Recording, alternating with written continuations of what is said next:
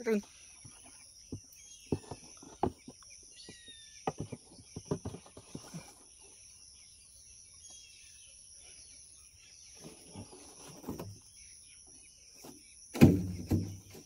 বন্ধুরা দেখতে পাচ্ছ ব্র্যান্ডেড ক্রেট স্নেক, যেটাকে বাংলায় শঙ্কুনি সাপ বলে, কেউ কেউ আবার মামা ভাঙনা সাপও বলে।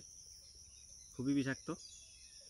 কালকে রাত্রেবেলা রেস্কিউ করি ঘরের থেকে, রাত হয়ে যায়, বৃষ্টি পড়ার জন্য আর কি ভিডিও করা হয়নি। এখন এটাকে ছেড়ে দিচ্ছি।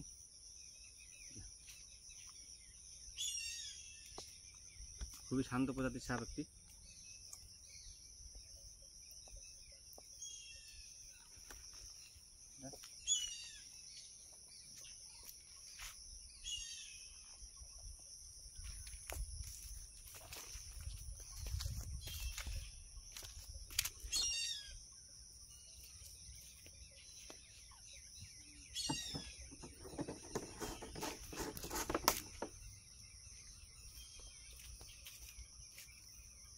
চল।